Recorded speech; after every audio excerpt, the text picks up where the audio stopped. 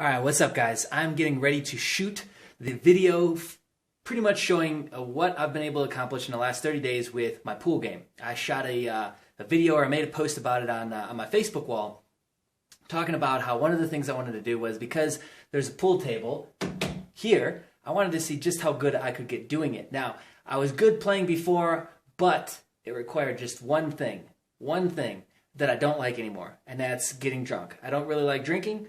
So I thought, okay, can I do it without getting borderline drunk? And been a great little journey, been cool. I'm going to shoot a video in just a minute, but before that, I wanted to share something with you, something special. So hold on. All right, let's get this fixed. Okay, so what I wanted to share with you is something very powerful, quick and easy, that will help you dissolve problems and eliminate fears quickly. Sounds pretty good, right? All right, so check it out. First thing I need you to do is we need to connect telepathically. So I need you to close your eyes. All right, I'm just kidding. Really though. All right, the process is quite simple. So we have to shrink the size of the problem. We have to shrink the size of the problem or the size of the fear. Now, here's what's really cool about this. This was originally researched by Richard Bandler, who's one of the co-founders and co-creators of Neuro-Linguistic Programming.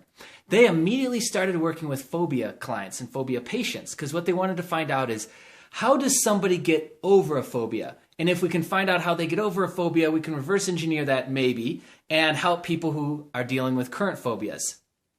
Very cool, right?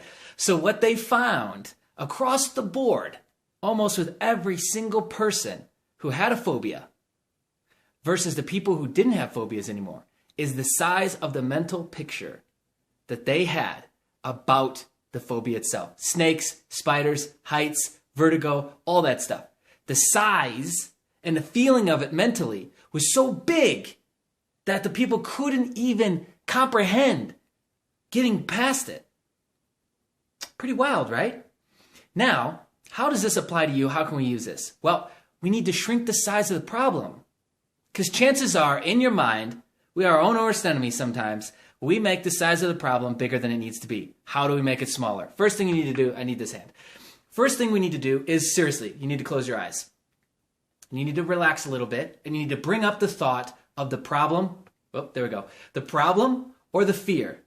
So let's say I have this problem of, let's say I have a problem that I cannot talk in public, right? And this would be a problem or a fear. I have a fear of public speaking, right?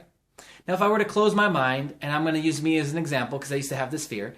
So if I close my eyes and I bring up that fear, for me, the fear was the biggest trauma that I had was going back to when I was in high school. And I had this fear because in public speaking class, I actually did freeze, and I turned red, and I lost my short-term memory, and fight or flight was kicked in 100%, and I had no idea what the hell happened. They had to help me back to my seat. I almost failed high school because of this. Everybody laughed at me and judged me, and I had this fear for the longest time, right?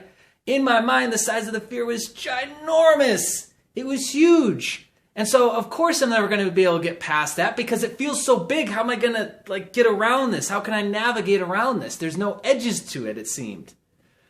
We need to make that smaller. So take it with your eyes closed in your mind's eye and just shrink the physical size of it. Make it nice and small and lower it down in the lower left-hand corner.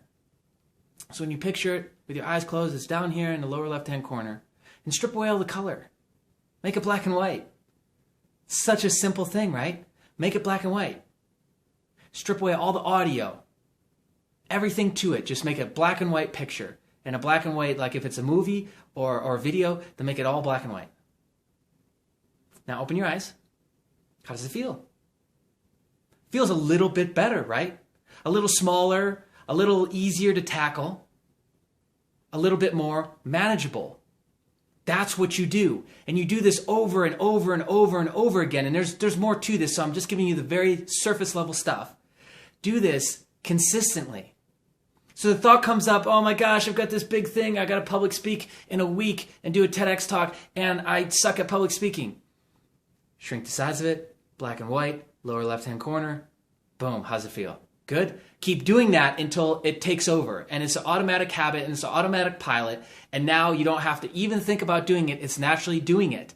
And this will allow you to propel yourself forward. This will allow you to actually get through the problem or get through the fear. This little piece is so amazing and so incredible that it can shift your entire perspective in reality right now just by starting to use it.